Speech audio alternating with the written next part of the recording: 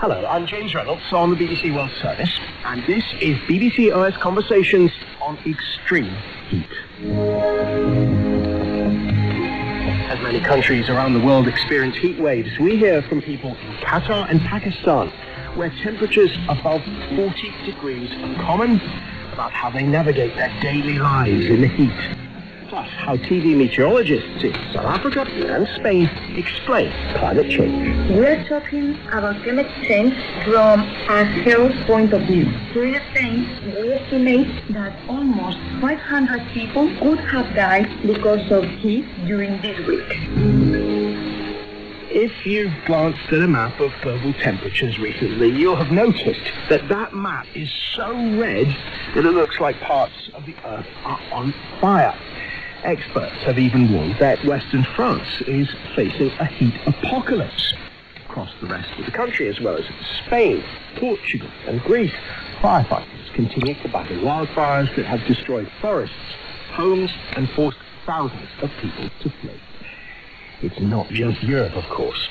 A heat wave in China is expected to last until the end of August.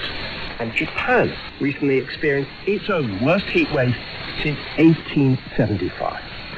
We've been receiving messages from around the world about what it's like where they are and advice for others experiencing similar weather. The first message is from the UK, which recorded its hottest day on record, just over 40 degrees, something I will never forget, a few days ago. My name is Keta Sichboa and I am in Stoke-on-Trent. At the moment, the temperature is about 32 degrees and it's set to go up to 40 degrees.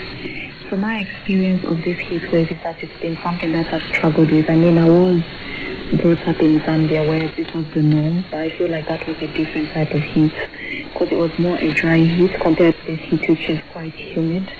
So it's been a bit of a struggle. The main thing is keeping hydrated, so drinking as much water as possible, but then being sensible with it because there is such a thing as drinking too much water. Also wearing sun protection cream. I know there's this misconception that people with darker skin don't need to wear sun protection, but it is highly recommended because you do need that protection. Qatar, the weather is very hot. I'm an interior designer. I'm doing office work. I don't go outside. Today temperature is 44, so I don't try to go outside. My name is Abdullah. I live in the northern part of Saudi Arabia, in a city called Ain.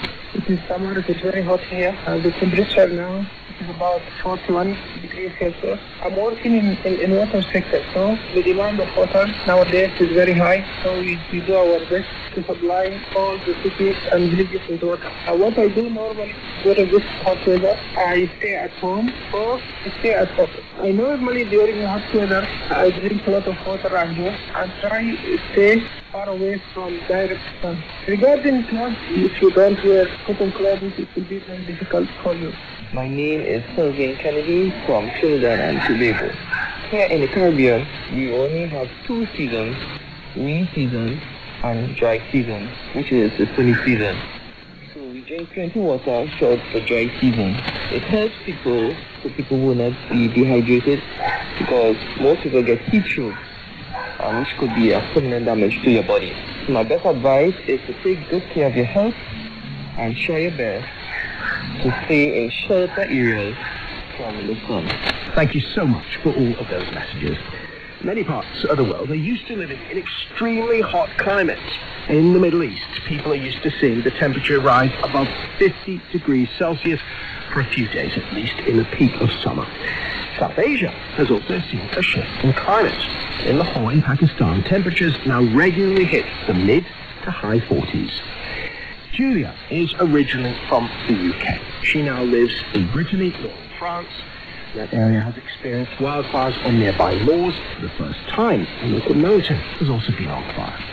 She's joined by Alia, who's a doctor at a hospital in Lahore, Pakistan, where they are receiving a huge number of patients suffering from heat stroke, including fatalities.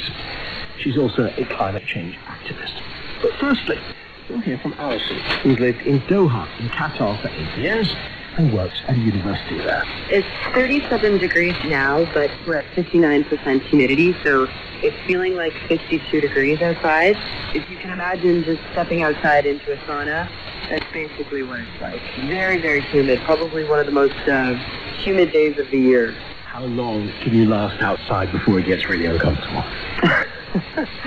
A minute, maybe two. I just walked in between buildings here, and it's incredibly uncomfortable. You just can't survive outside. It's not pleasant at all. I mean, you know, everybody knows that you can't really do anything outside in this weather. It's just impossible.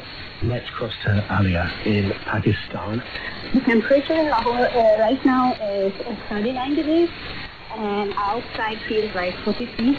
But the weather is getting better because of the season of winter. Tell me what it's like when you step outside. You can stand there like that for 2 to 3 minutes, and then you start sweating profusely. So you've got 1 more minute than Alison has in Doha to enjoy outside before things get really, really uncomfortable. And Julia, listening to all this in France, you're on the lowest temperatures at the moment. Your thoughts about those who are in the higher temperatures? At the moment, it's 25 and cloudy, and we have thunderstorms. Yesterday, it was 42 in my garden and 49 in my courtyard. Because it's a sun trap, I could hardly breathe when I walked into the courtyard. It was like stepping into a fan oven. So I don't know how people cope with that temperature all of the time, and that's how you work, how you function. For me, it's okay. I'm sitting inside a house that's got thick walls and shutters, and it's very cool inside. Well, Alison here, I'm originally from Newfoundland in Canada, where it's much, much cooler than it is here in known for being Qatar. more chilly. Yeah, we have some of the craziest, foggiest, windiest, rainiest, snowiest weather in the world. And I have to say that, you know, here, you just know that this time of year, you cannot go outside in the middle of the day, you know? So we sort of schedule our lives around that fact. And we go from air-conditioned building to air-conditioned building. I go from my air-conditioned flat to my air-conditioned vehicle. I walk outside briefly for 30 seconds, 45 seconds, a minute here, a minute there. But everybody knows that you don't really do much in the middle of the day in this heat because it's stifling. This humidity this time of year is probably as bad as it gets. But then, at other times, you know, you can exercise at night when the humidity isn't too high. I cycle at night.